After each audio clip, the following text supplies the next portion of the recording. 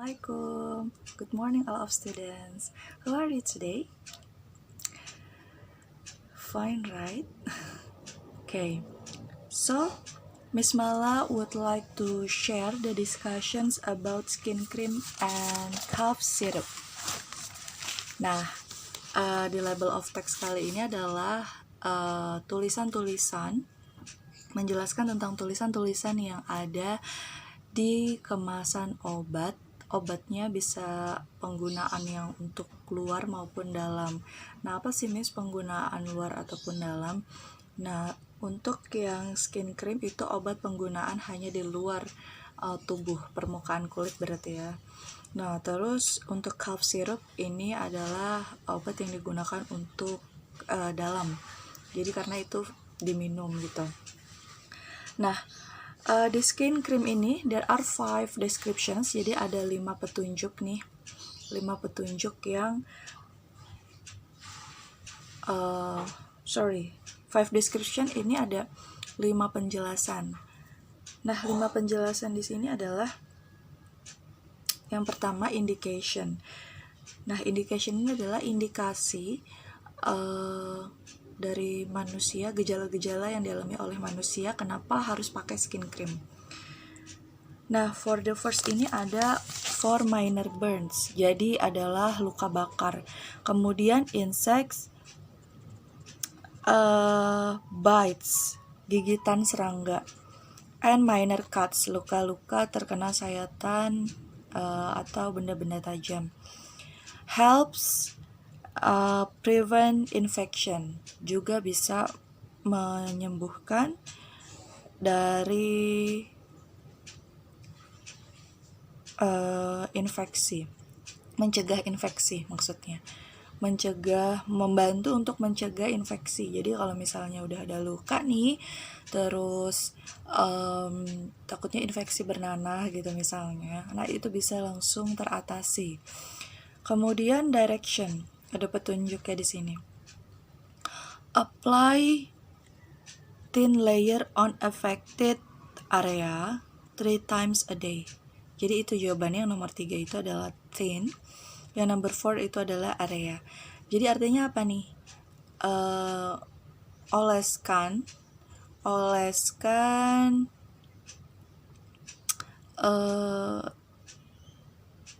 tipis-tipis aja sih sebenarnya. Tipis, maksudnya oleskan skin cream ini sedikit aja pada area yang terkena indikasi tadi seperti luka bakar, gigitan serangga, luka sayatan maupun mencegah infeksi itu. 3 times a day, jadi 3 kali sehari, berarti pagi, siang atau sore gitu ya. And then do not use it for more than 2 weeks. Jadi jangan digunakan selama lebih dari 2 minggu. Mungkin ada efek samping kali ya di skin cream ini, karena ini juga general sih. This is a kind of example. Jadi skin creamnya tuh belum tahu ini the name of products-nya apa, nama produknya apa. Jadi itu number 5 sama 6 itu 5 itu use, 6 itu weeks. And then caution, perhatian, awas gitu ya. Ini petunjuk yang harus dihindari. Do not use on deep wounds. Jadi for the 7 itu adalah deep wounds. Jadi luka yang terlalu dalam ya, maksudnya bengkak banget, yang udah berhubungan. Kalau ini kan masih di atas permukaan kulit ya. Kalau udah luka dalam, seperti ada nanahnya di dalam atau apa, nah itu tidak disarankan. And then for external use only. Jadi for the 8 itu answernya adalah external. Jadi ini hanya penggunaan untuk luar kulit. And then keep out of children's reach. Jadi for the 9 itu adalah children's reach. Jadi awasi atau jauhi dari jangkauan anak kecil. Karena ini sangat berbahaya skin creamnya ya. Maksudnya berbahaya kalau tidak tahu penggunaannya, karena ini kan hanya untuk permukaan luar, bukan untuk dimakan, ya, dan lain sebagainya. And then consult a doctor if irritation occurs. Jadi for the 10 itu adalah irritation. Jadi konsultasikan pada dokter apabila ada iritasi dari penggunaan skin cream ini. Misalnya tadi terkena gigitan serangga, terus setelah pakai skin cream ini jadi kulitnya merah dan lain sebagainya, itu langsung consult a doctor.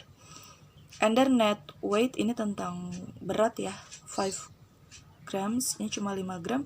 And the expiration ini kadaluarsa December of 2020 gitu. And then for the next is cough syrup. Ya, cough syrup ini ada description-nya di sini ya. Cough syrups is used especially for infants and children. Jadi ini indikasinya jelas hanya untuk penggunaan infants, itu adalah bayi yang baru lahir, berarti itu kayak usia bulanan ya. And then children, kalau children berarti udah usia tahunan. Years. Kalau infants berarti masih bisa 5 months, 6 months. And then this is the indication. Jadi kenapa cough syrup ini bisa digunakan untuk orang-orang yang terkena gejala.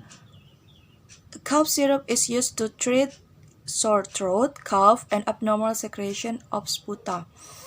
Jadi ini untuk sakit tenggorokan, sore throat, cough ini untuk batuk, and abnormal secretion of sputa. Jadi ini seputar saluran pernafasan yang terganggu akibat batuk gitu lah ya.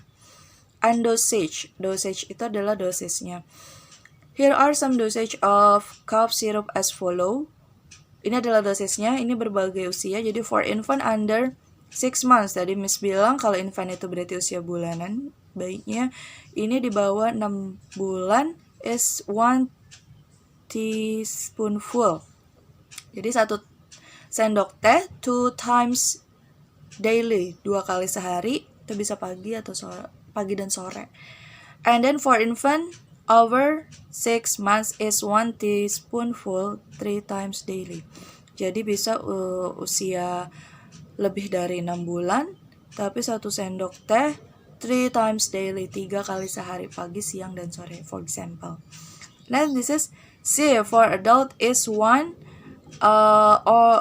until 2 teaspoonfuls 3 times daily or as prescribed by the physician. Jadi yang kalau untuk orang dewasa ini 1 sampai 2 sendok makan, sendok teh 3 kali sehari atau sesuai resep dokter ya, physician atau resep apoteker gitu.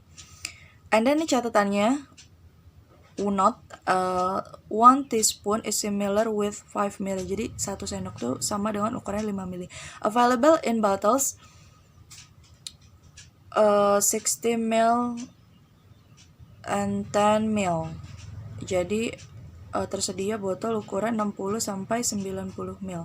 Store in warm place. Jadi taruh di tempat yang hangat temperatur suhunya. And then this is for the questions. To whom the medicine above especially for. Jadi ini untuk siapa sih obatnya digunakan? Especially for infants and children. Tadi udah dijawab ya di bagian atas. And then where should we keep the cough mixture? Jadi di mana sih obat ini harus diletakkan? Jawabannya adalah we should keep it in a warm place. Jadi kita harus menaruhnya di tempat yang ukuran suhunya itu hangat. And then how many teaspoons per day for infants under 6 months? Ini udah ada ya di dosage-nya tadi. For infant under 6 months, use 1 teaspoonful 2 times daily. And how many teaspoon per day for infants over 6 months? Infants under 6 months use 1 teaspoonful 3 times daily. Jadi cuma beda berapa kali sehari aja. And then how long it take an infant under 6 months to finish a bottle of 60 ml? Nah ini kan 60 karena ini teaspoonfulnya 2 berarti 10 ml sehari. untuk ukuran 60 ml per botol berarti 6 days. 6 days-nya itu berarti 6 hari. Oke, that's it. For today itu adalah discussions-nya about label of text. Coba kalian pelajari lagi kemasan-kemasan yang ada teksnya. Ya, namanya juga label of text, berarti teks-teks yang untuk melabelkan, maksudnya untuk mengemas gitu, entah itu obat bisa ya, ini paling mudah ditemui, atau mungkin dari makanan juga bisa sebenarnya gitu sih. Tapi karena ini adalah tentang obat ya, ini fokus ke obat, atau misalnya tentang makanan kan juga ada petunjuk dan lain sebagainya.